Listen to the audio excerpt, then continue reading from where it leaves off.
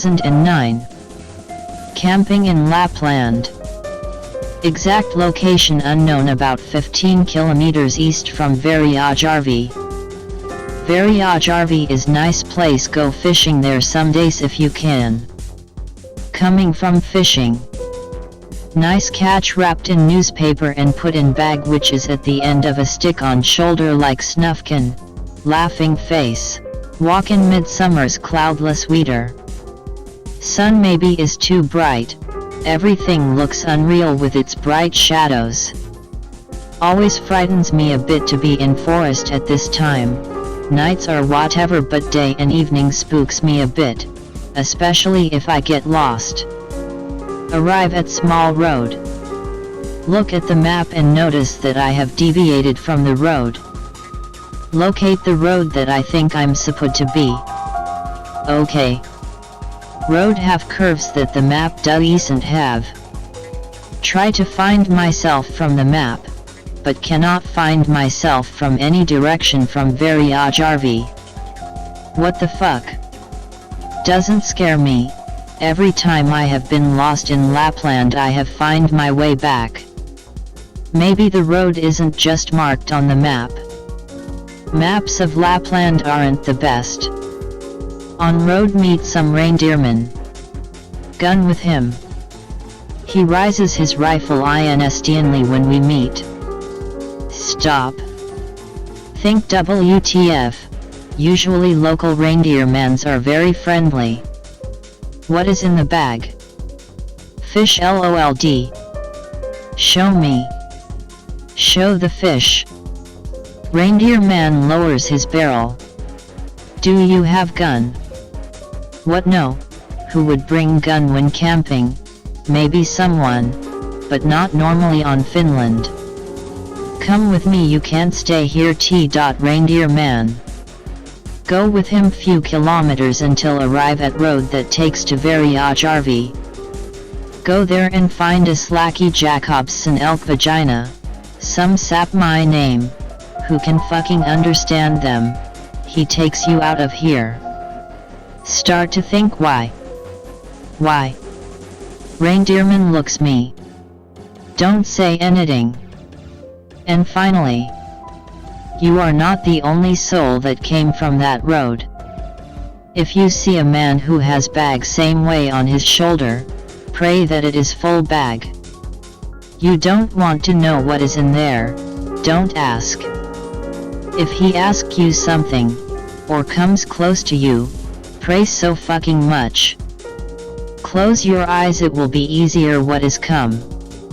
He also looks frigged, then what makes it more scarier? Okay.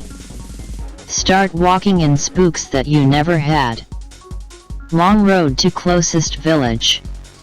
Start jogging when spooks start to increase. Run at full speed toward Verio. The forest looks quiet and gives me anxiety. Trees seem to fall onto me and looks like the forest wants to suck me. Fucking shit. Realize that body can't take it more. Must slower. Look behind just to be sure. Far away at the road stands someone. Man is far away but see stick on shoulder, and the full bag. It looks at me. Start running, realize that body can take whatever. Finally I can't take it anymore. Sweating and jogging, I fear to slower my pace. Arrive at some field.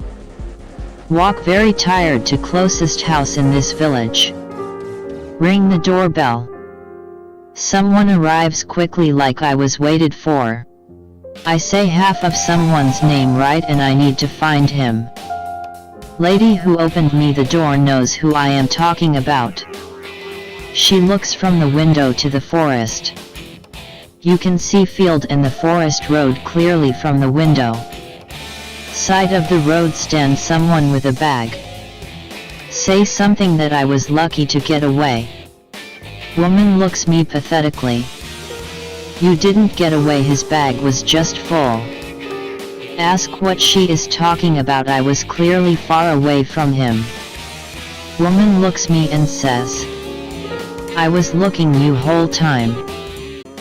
This was short version and we find the reindeer cunt or whatever and I drived fuck away from there and I haven't visited Lapland since. And sorry for my English.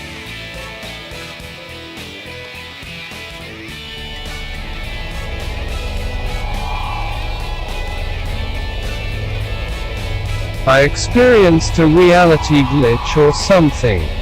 Still can't explain it. 16 years old.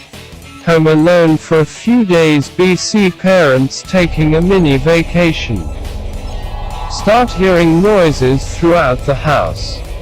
At first it's just stuff I can shrug off, like something running around in the attic or on the roof. Whatever, could be a possum or squirrel. But then start hearing the same thing inside the house. X1. I'm in the living room on my phone when I hear something scamper from the kitchen to the hallway. Sounds like a cat. That area is perfectly within my field of view, but even though I can hear the movement and can track where it is, I don't see shit.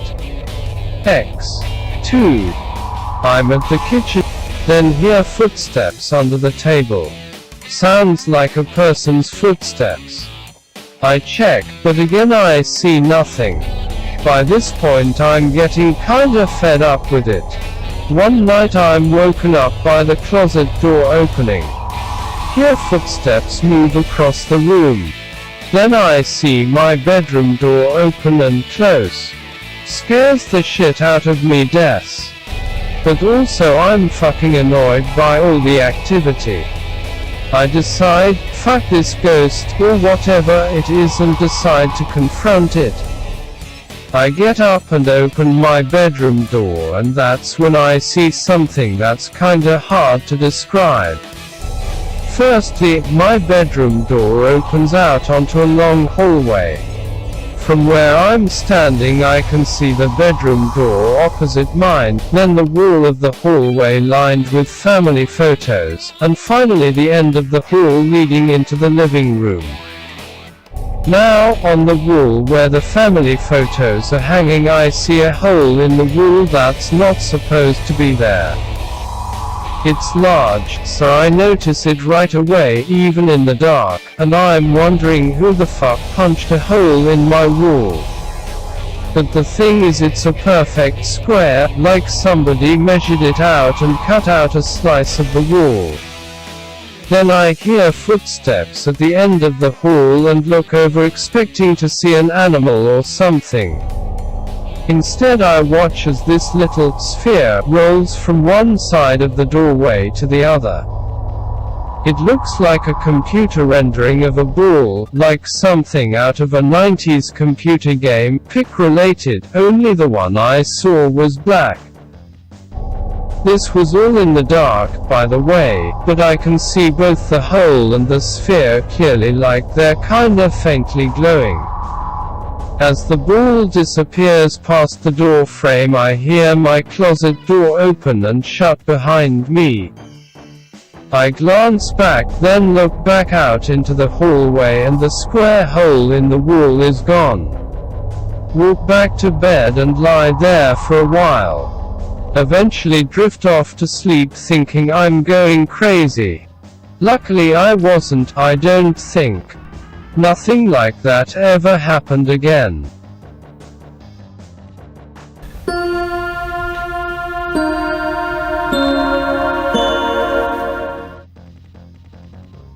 I am a 22-year-old in England. I go to college and consider myself fairly intelligent.